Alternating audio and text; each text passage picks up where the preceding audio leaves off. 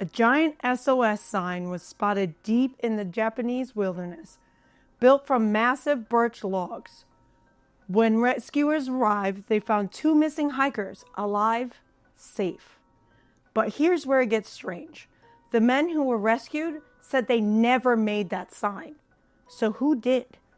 Days later, a skeleton was discovered near the SOS with a tape recorder. And on that tape, a voice, a desperate message, a man calling for help with no way for anyone to hear him. I'm Rachel, and this is Matt. Hello. And this is Murder We Spoke, where we give the forgotten a voice and shine light on the stories left behind. Today we unravel one of Japan's most haunting unsolved wilderness mysteries, the Hokkaido SOS sign. So Matt, have you ever heard of this? No. I've never heard of this. This is interesting. I ran into this and was like, there were so many twists and turns to this. Like really that I might not even have gotten everything. Like when I was done writing everything, I realized that there was so many twists and turns and so many things that needed to be translated. But there's so many like things that could have happened. So let's get into it. Okay. All right. I'm intrigued. All right. In July of 1989, 2 mountaineers vanished while hiking in the Japanese Ashikadahi Mountain in Hokkaido. Asahidake? Okay. Thank you. So please pardon my translation of everything. I'm trying my hardest. What was supposed to be a routine climb turned into an eerie mystery that still haunts investigators to this day. Because while those 2 men were rescued safely, their survival triggered a discovery of something that was very disturbing. This is the chilling story of the mysterious SOS in the wilderness and the man no one was searching for. That's crazy that they just discover a pile of bones of a person that existed that had an SOS sign. It was big, Matt. We'll get into this. It was big enough that a helicopter saw it. I'm surprised that I'm sure helicopters have flown over that area before, and this poor person ended up like, you know. So there was a lot of things that led to what happened. So this is the mountain that people, it's a very popular hiking place. Very pretty, very beautiful. There's a right way and a wrong way to go, which we'll talk about in here. It was July 24th, 1989. 2 climbers from Tokyo set out towards Mount Ashidaki, Japan's tallest peak in Hokkaido. At some point during their ascent, they went missing. The rescue helicopter was dispatched to search the area, and that's when the rescuers noticed something strange on the floor, a massive SOS sign made from birch logs, and it was near the Chubetsugawa? Thank you, Chusakugawa River at the base of the mountain. The team redirected their search and soon found the missing mountaineers alive and well, 2 to 3 kilometers north of the sign. So they did find these two mountaineers that they were looking for. Yeah, which is crazy. It is nuts. The team redirected their search, and they did find them alive. And when they mentioned the SOS sign, they were like, "Guys, if it wasn't for the SOS sign, we wouldn't have found you." And the 2 mountaineers were confused. They said, "No, we didn't build an SOS sign." So that led to more questions than answers. This is what it looked like to the helicopters. It was giant. These were multiple trees that were cut down. Like this would have taken more than one person to do. Like these were big, big, big trees. And those look like tiny sticks, but those are actually full trees worth of SOS. Yeah, it would have taken a while to do that.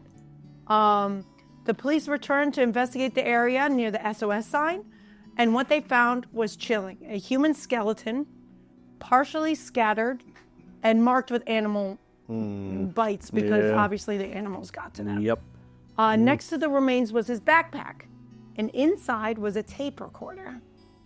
The man was later identified as 25-year-old Kenji Iwamura? Iwamura? Yes. A solo hiker who he liked hiking.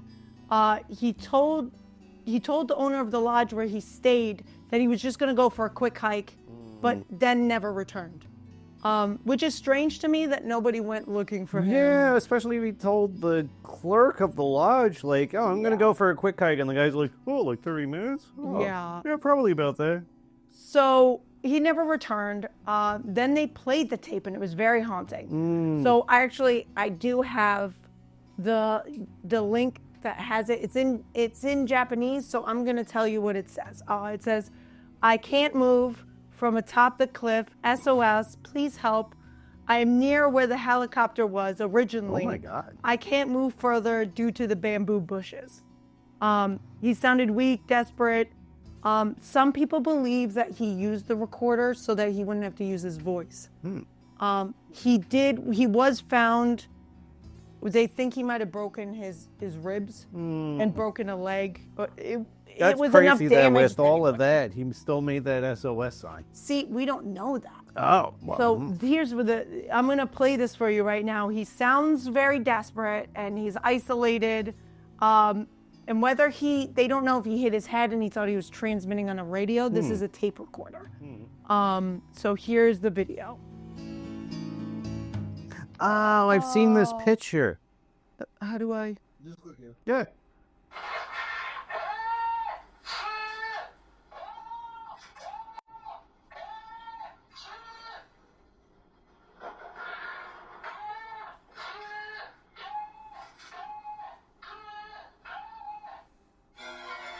Okay. Whoa. So that was like Batman that. music. Yes. So that was that, and that was part of a documentary. So you're gonna hear that. So he sounded desperate at that point. Some people think he used the recorder so that he could somehow go around so he could keep his energy. That's what they think. They don't really know. This is his picture. This is him, and this is what they found on him. They found a toothbrush, toothpaste, some camping materials. They found a tape recorder and tapes that, interestingly enough, had anime soundtracks. Oh, wow. A lot of them. So he had his bag. It does look like he didn't plan to be out for a long time. No. With the stuff that he had, which was really, honestly, nothing. Minimal. Yeah, he had very a toothbrush. Minimal. He did have a toothbrush, and they don't know how long he was sitting there for. They kind of have an idea, but they don't know. So why would someone in that condition, where he broke his limbs, broke his body parts, use their final strength to record a tape that no one might have ever found? And more strangely, how could he have built that massive SOS sign? The SOS was no small sign. The logs were nearly 5 meters long and stacked up 3 high. It was clearly meant to be seen from the sky, and it was. That's crazy. But experts question how a man with broken bones, weak from exposure, could drag, stack, and arrange such a large structure. Did he have help? Or had he built it before he got injured? If he had help, that person's a jerk. Thank you. And if so, why was his body found far away from that sign? He also had no equipment. He had no axe. Oh, He that's had no actually knife. strange. How could he have cut down that many trees to be able to get this? There's no physical way how he could have cut down these trees by himself. There are many theories, which we will get to in this, but they found nothing of weapons. He was found a pretty good distance in like swampland. Almost like whether he dragged himself there or was helped there to a point that he could be. Like some we'll get to, but one of the theories is that somebody may have helped him and was with him, another hiker he might have run into. They went the wrong way. I'll explain the right way and the wrong way to go because they look very similar. So it's very easy to go the wrong way on this mountain. They might have helped him till he was too weak to go with him. He might have went forward to go get help and died also along the way, and he might have taken that axe with him. So that's one of the theories, that it could be that, and there could be somebody still out there missing and never got help, or just never came back. So investigators speculate that he became disoriented while descending the mountain. 2 boulders around the track, which I have pictures of, look nearly identical, which they use as trademarks that you're going the right way or the wrong way. One leads safely back to the town, and the other leads to a steep drop-off covered by thick bamboo brush. Oh, God. And the same one mentioned in his recording, safe rock or fake rock, which I have pictures of. Why don't they spray paint them like green for good rock or red for bad rock? Now they do have it. They have a fence around the bad rock, and they don't the other one. They didn't really do much to it. They were just like, you should know if this is a good rock or bad rock. What if they just draw an angry face on the bad rock and a smiley face on the good rock? They do have like a little sign that says bad rock or something. They should have labeled it better. I believe that. So did he choose the wrong trail and become trapped? If so, it matches his tape perfectly when he said at the end, the bamboo, I'm by the bamboo, which is where the bad part was. But then, how did his remains end up so far away, near flatland, near a large river? Some say a wild animal may have dragged him after he died. Others suggest that he may have crawled for help before collapsing, but nothing explains the tape or how he built that enormous SOS sign and how that came to be. And how long that tape lasted, because if it's out there in the wilderness and everything, you think that would have been like weathered. Thank you. And it's very interesting. They actually identified him as a woman at first because DNA wasn't advanced as it is now, and they thought, oh, this is a woman's body, blah, blah, and it ended up being a man's body, and they were wrong later. They went to his family. I don't know if I mentioned it, but they went to his family and they said, hey, we found this identity card on him. This is 100% him. This is your son. Does this sound like your son? And the family went, no, that does not sound like my son. That is not my son's voice. That is not my son. That's crazy. So whether it was him using the recorder or somebody else using the recorder, it could have been that he got hurt, somebody was with him, somebody recorded it on the recorder, and that's the guy who went and got help and maybe never made it. Because you can only go for like 4 days or something like that without water.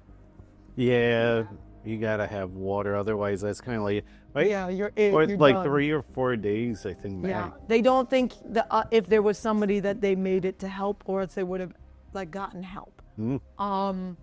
So there's still a question of how that came to be. So I'm gonna explain safe rock and fake rock. They look different enough, I think. Like, those look really angry, and that one's got greenness around it. If you've never been there, I guess. It's like the name comes from the fact that the rocks they're both square. So definitely they do look like cylindrical. That one's more crooked, like the Tower of Pisa, though. So this is the safe rock, believe it or not. So, so the name comes from the fact that the rocks both look like giant squares, square safes. Like in a baseball. Yeah. However, there's also a similar large rock named Fake Safe Rock near where the guys strolled off the path. And if one were to accidentally fall from, I would say where the fake Safe Rock is, they would be in the area where the SOS sign was. So they make it sound like it may look like this in the picture, but they make it sound like it was very easy to mix up the two. Like they may look crooked from here, but at one point, apparently they look like very similar. You're like, it's a very square rock. I believe Once you hit the square rock, you're a safe rock. Keep going. The jagged one looks like a thwomp. Yeah, that's what they said. The It was bad like safe rock.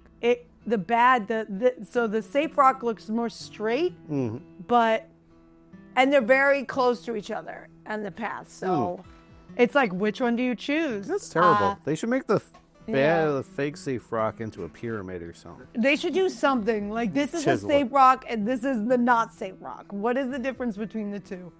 So that's example of fake safe rock and safe rock. There are many unanswered questions in this investigation. Why did Kenji record the message if he knew nobody could hear it?